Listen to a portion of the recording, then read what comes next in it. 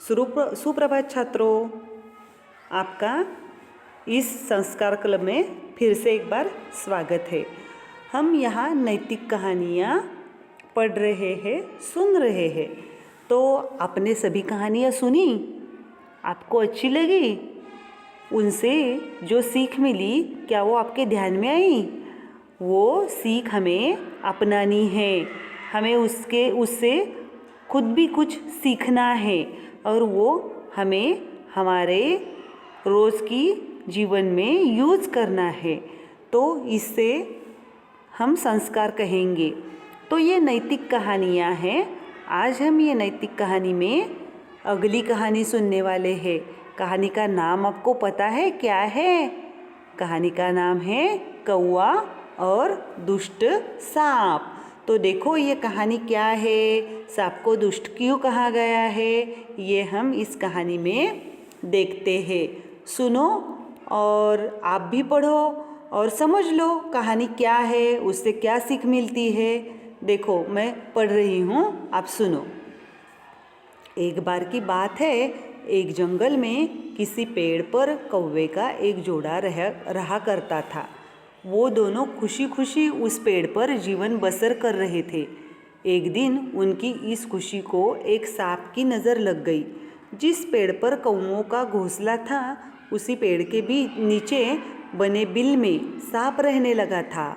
जब भी कौवों का जोड़ा दाना चुगने के लिए जाता, सांप उनके अंडों को खा जाता था और जब वो वापस आते तो उन्हें घोंसला खाली मिलता था।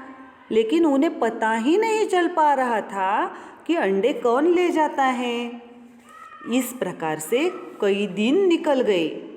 एक दिन कौवे का जोड़ा दाना चुगकर जल्दी आ गया तो उन्होंने देखा कि उनके अंडों को बिल में रहने वाला एक सांप खा रहा है। इसके बाद उन्होंने पेड़ पर किसी ऊंचे स्थान पर छुपकर अपना घोंसला बना लिया। सांप ने देखा कि कौवों का जोड़ा पहले वाले स्थान को छोड़कर चला गया है, लेकिन शाम होते ही दोनों वापस पेड़ पर आ जाते हैं। इस प्रकार कई दिन निकल गए। कौवों के अंडों में से बच्चे निकल आए और वो बड़े होने लगे। एक दिन सांप को उनके नए घोंसले का पता चल गया और वह कौवों के जाने का इंतज़ार करने लगा।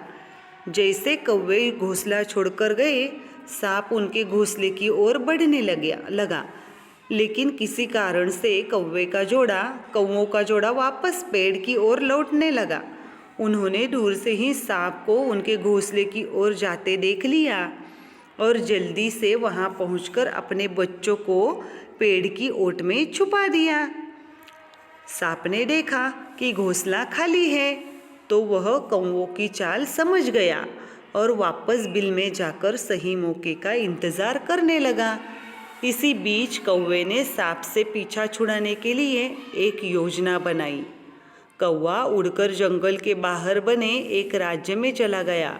वहाँ एक सुंदर महल था।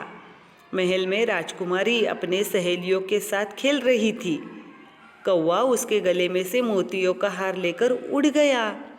सभी ने शोर मचाया तो पहरेदार हार लेने के लिए कौवे का पीछा करने लगे। कौवे ने जंगल में पहुंचकर हार को सांप के बिल में डाल दिया, जिसे पीछा कर रहे सैनिकों ने देख लिया। जैसे ही सैनिकों ने हार निकालने के लिए बिल में हाथ डाला तो सांप पुकारता हुआ बाहर निकल आया। सांप को देखकर सैनिकों ने तलवार से उस पर हमला कर दिया, जिससे सांप घायल हो गया और अपनी जान बचाकर वहाँ से भाग गया। सांप के जाने के बाद कौवा अपने परिवार के साथ खुशी खुशी रहने लगा। ये कहानी है और इस कहानी से हमें क्या सीख मिली है? देखो, हमें ये सीख मिली है, हमें इस कहानी से यह सीख मिलती है कि कभी भी निर्बल का फ़ायदा नहीं उठाना चाहिए। साथ ही मुसीबत में समझदारी से काम लेना चाहिए। क्योंकि देखो, जो कौवा था वो निर्बल था, वो सांप के आगे कुछ नहीं कर पा रहा था, तो वो निर्बल था ना, तो सांप ने उसका फ़ायदा उठाया। तो ऐसे हमें नहीं करना है। और जो कौवा है उसने क्या, उसके सामने इतनी बड़ी मुसीबत थी सांप की, जो उसके बच्चों को खाने का सोच रहा था सांप, तो उसने क्या किया, समझदारी से और हिम्मत से काम लिया। ऐसे ही हमें भी हमारे जीवन में हिम्मत से काम लेना है। तो कहानी आपको कैसी लगी आप मुझे बताओ।